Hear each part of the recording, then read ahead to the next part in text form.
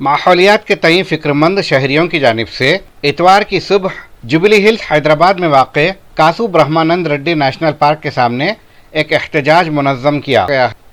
ये एहतजाज KBR park के तहफ़्फ़ुज़ के ज़िमन में किया गया, जो कि हुकूमत तेलंगाना की गलत पॉलिसियों की वजह से ख़तरे में पड़ गया है।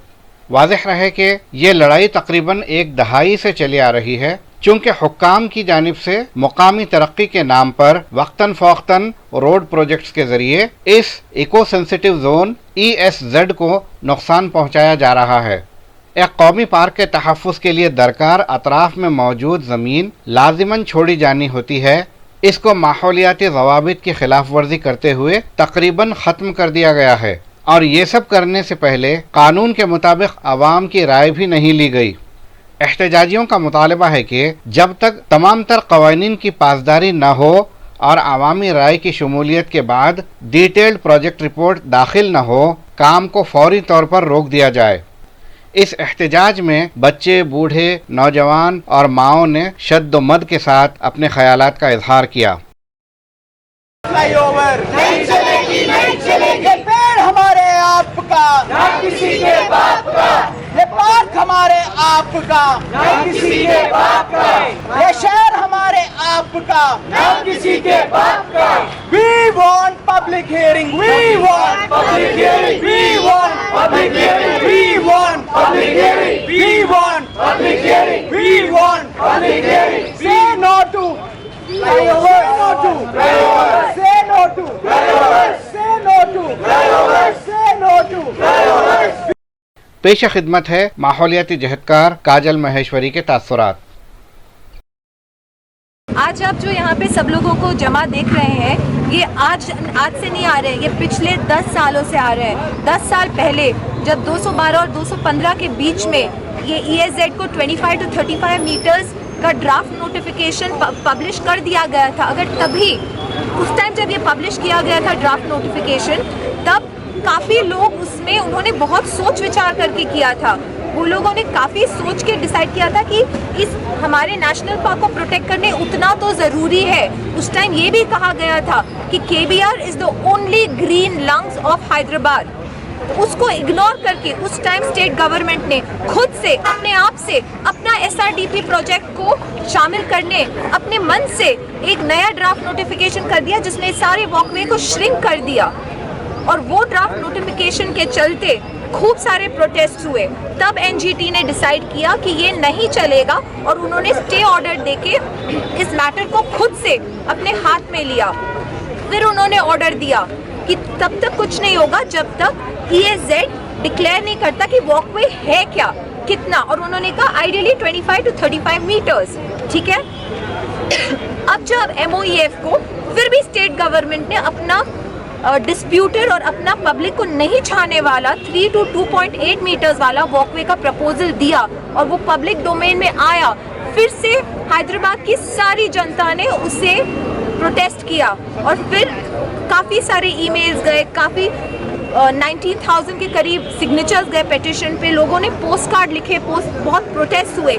फिर MOEF ने बोला कि तुमको एक पब्लिक हियरिंग करना होगा ये डिसीजन लेने को।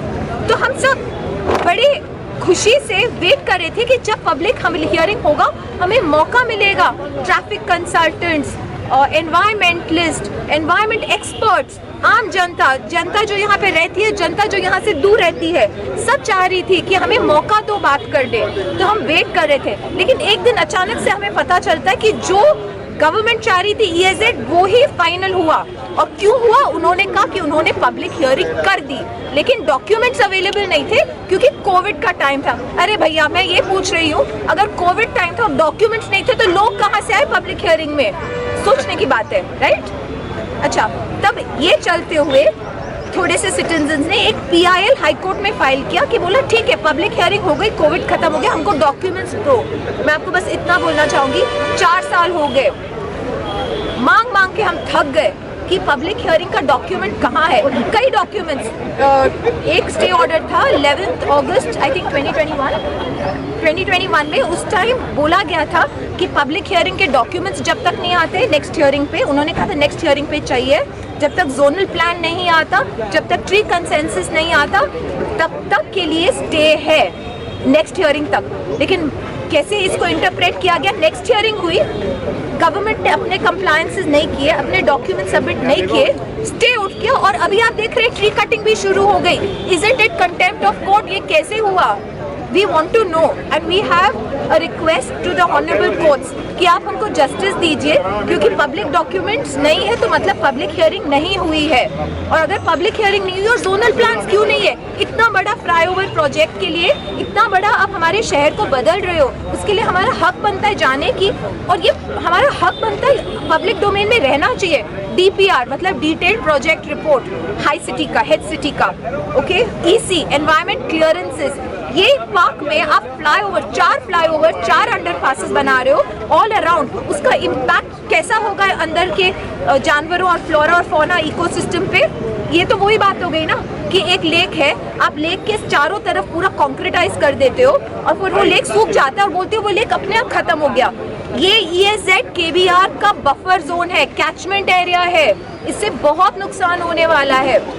गर्मी बढ़ने वाली है 2 से 3 डिग्री तो डेफिनेटली। पानी 2.7 करोड़ लीटर जो रिचार्ज में जा रहा है वो ड्रेन ऑफ हो जाएगा आपके फ्लाईओवर से नाले में। और ये सारे जीव जंतु, इंसान को आप एक कमरे में बंद कर दो, इतने धूप आवाज में इंसान नहीं सहन कर पाएगा, जीव जंतु तो हमसे हजारों गुना ज्यादा सेंसिटिव है। अगर वो खत्म हो गए तब आप बोलोगे कि ये पार्क अपने आप खत्म हो गया।